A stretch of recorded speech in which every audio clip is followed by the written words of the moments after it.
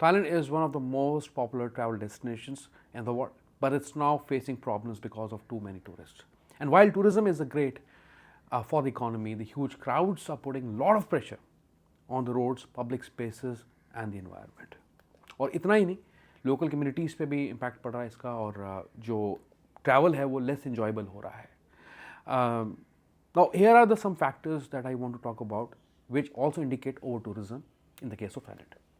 ठीक है, आपने कुछ लास्ट वीडियोस मेरे देखी होंगी, अगर नहीं देखी आप देख सकते हैं, लेकिन actually that is a result of over tourism, आप ही कह सकते हैं.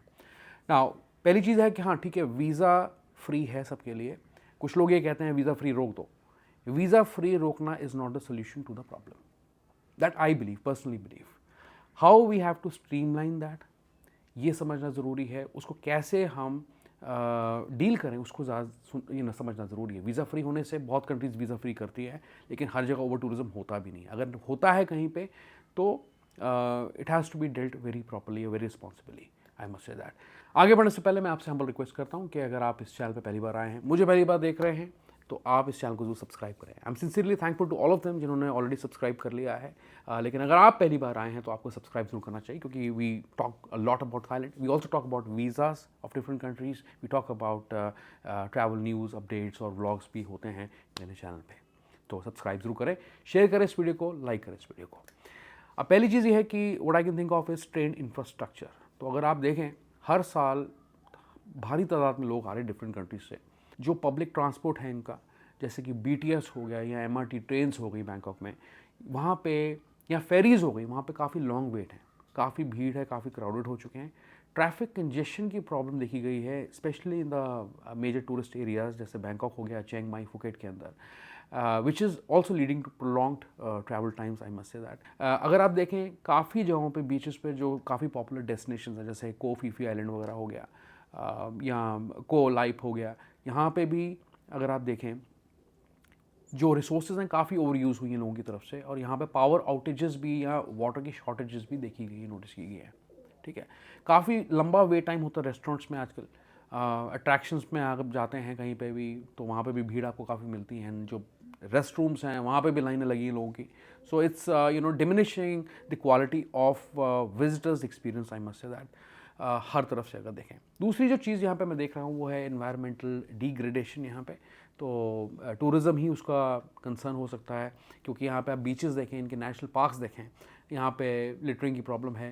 पोल्यूशन भी थोड़ा सा बढ़ा है. जैसे माया बीच या माया बे की आप बात करें या रेले बीच की बात करें, तो वहाँ पे वो पहले जैसी बात नहीं है. ठीक है, आज भी सुंदर है, लेकिन रश की वजह से ये सब चीज़ें जो हमें देखनी पड़ रही हैं. यहाँ पे जो कोरल रीफ्स हैं खासकर इन डेस्टिनेशन में, जैसे कोताव हो गया एंड सिमिलर आइलैंड्स हो गया, they are also dying due to excessive snorkelling, boating, sunscreen pollution वगैरह आप कह सकते हैं. ये सब जो फैक्टर्स हैं अब उभर के आ रहे हैं धीरे धीरे ऊपर.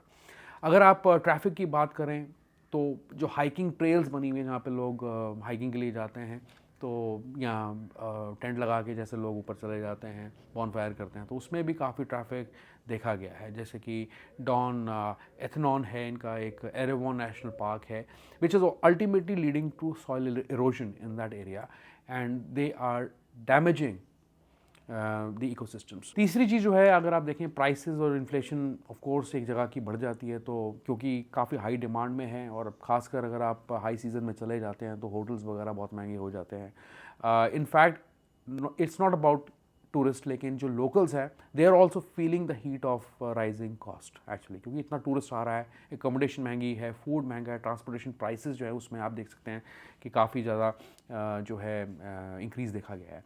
आप मानेंगे नहीं कि लास्ट विज़िट पे मेरे थाईलैंड के मुझे कुछ 25 टोल टैक्स देना था. बैंकॉक से मैं मतलब सिटी से एयरपोर्ट जा रहा था, तो 25 भाट उन्होंने मेरे से टोल टैक्स लिया. लेकिन अभी ड्राइवर्स जो है उसको ज़्यादा ले रहे हैं एक्चुअली लोगों से. तो ये एक मुझे अभी रिसेंटली हाल ही में चीज़ पता लगी है. तो सोच ही सकते हैं उसका जो मेन रीज़न है, कारण है, वो क्या है. That is over tourism. Rents high हुए हैं, और जो it is also affecting the displacing the local communities, we can say that. इसके अलावा जो ट्रेडिशनल स्ट्रीट मार्केट्स हैं आप देख सकते हैं, ये फैमिली ओन्ड शॉप्स हैं वहाँ पे, those are being replaced with similar stores, या जो ज़्यादा कमर्शियल हैं चीज़ें, या ज़्यादा जो टूरिस्ट सेंट्रिक बिजनेसेस हैं उनको रिप्लेस कर रही हैं. दे आर एक्चुअली इरोडिंग और they causing damage to the local commerce of any city there in Thailand. इसके अलावा मैं ये भी चीज़ नोटिस कर ऑब्जर्व कर रहा हूँ कि जो लोकल हैं वहाँ के जो रेजिडेंट्स हैं, they are actually protesting against the negative impact of over tourism, या टूरिज्म की आप बात करें, और इसमें ये चाहते हैं कि गवर्नमेंट इसके बारे में कुछ करे। तो लोकल्स हो गए, विजिटर्स के बीच में जो इंट्रैक्शंस हैं वो काफ़ी हद से जो है डिक्रीज़ हुई हैं। मतलब कि Thais are trying to avoid tourist heavy zones, आप कह सकते हैं। आप किसी से बात करके चले जाइए, आप पूछें कि मुझे वो मार्केट बहुत अच्छी लगी, तो वो कहेंगे लोकल कि वो टूरिस्ट के लिए ज़्यादा है, हम वहाँ नहीं जाते। ऐसा होता है टू बी ऑनेस्ट। तो ऐसा सब कुछ देखा जा सकता है। जैसे खामसा रोड हो गया, पटोंग बीच जैसे जो एरियाज़ हैं, उनको जो लोकल्स हैं वो अवॉइड कर रहे हैं। वहाँ पे सिर्फ आपको वही लोग मिलते हैं, थाईज मिलते हैं, जो वहाँ पे बिजनेस करते हैं। Otherwise they try to avoid tourist in general. इसके अलावा जो है जो बीचेस पे रिस्ट्रिक्शंस वगैरह आप देख सकते हैं, वो क्यों लगाई जानी इतनी ज़्यादा, पहले से क्यों ज़्यादा रिस्ट्रिक्शंस लगा रहे हैं? Because of tourist behaviour to maintain order and protect the local interest of the people. वो गवर्नमेंट ही कर रही है ऑफ कोर्स। नेक्स्ट चीज़ जो अगर आप देखें, I see there is a cultural erosion to say, कि जो आप देखिए कि जितने भी वहाँ पे कल्चरल परफॉर्मेंसेस हैं, जो ट्रेडिशंस हैं वहाँ के, वो काफ़ी ज़्यादा कमर्शलाइज होते जा रहे हैं। जैसे कि आप किसी भी टेम्पल्स में जाते हैं, लैंडमार्क्स में जाते हैं, तो वहाँ पे बेसिकली लोग उसको यूज़ ही इंस्टाग्राम फ़ोटोज़ के लिए कर रहे हैं या वीडियोज़ बनाने के लिए कर रहे हैं, and people are not fully respecting the cultural significance. अब उसकी वजह से क्या हो रहा है कि they are converting everything into a commercial business. तो आप कोई भी फेस्टिवल्स, आप सोंगकरण देख लीजिए जो आने वाला है, या आप कोई और चाइनीज़ फेस्टिवल आप उनका देख लीजिए, सारे कमर्शलाइज हो चुके हैं। तो जो उसका एक्चुअल मीनिंग है वो ख़त्म होता जा रहा है धीरे धीरे।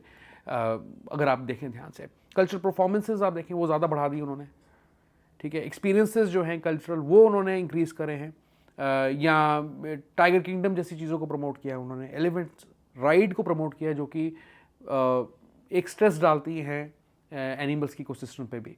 फ्लोटिंग मार्केट्स को आप देख लीजिए, they are all replacing the authentic cultural engagements there. इसके अलावा जो नेक्स्ट चीज़ है that is poor visitor experience, मतलब कि very overwhelming to see number of tourist coming in and often diminishing the quality of experience of tourism.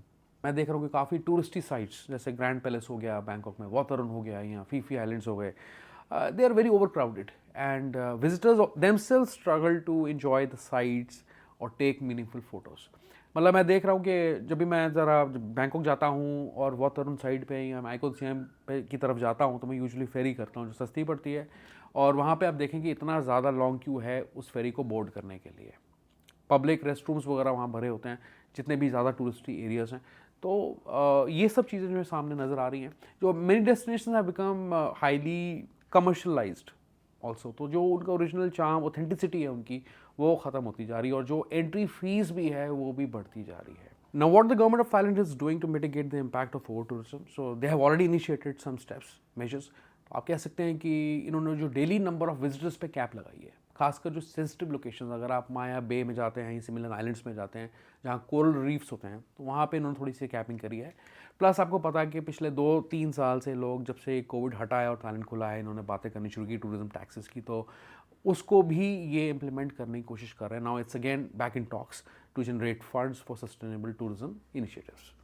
इसके अलावा जो है specific bans have been put on, I can see कि tourist behaviours पे, या limitations on the drone flying. तो अगर आप ड्रोन वगैरह यूज़ करते हैं तो हर जगह आप ड्रोन नहीं उड़ा पाएंगे, उसके लिए भी आपको परमिशन की ज़रूरत पड़ सकती है। तो ऐसी चीज़ें जो है सामने आ रही हैं निकल के इस केस के अंदर। तो guys that's about all. I think जो मेरे थॉट प्रोसेस था वो मैंने आपके साथ शेयर कर दिया कि जो इतना अगर रश देख रहे हैं हम, काफ़ी कहानियाँ सुनते हैं थाईलैंड को लेके, कुछ नेगेटिव भी होती हैं, कुछ पॉजिटिव भी होती हैं। तो वो क्यों होती हैं? Because I see the impact of tourism in Thailand. Okay, चलिए इसी के साथ इस वीडियो को ख़त्म करता हूँ। जाने से पहले आपसे रिक्वेस्ट करता हूँ फिर से एक बार कि चैनल को सब्सक्राइब करें, वीडियो को लाइक करते हुए जाएँ। And I see you once again. Goodbye, take care.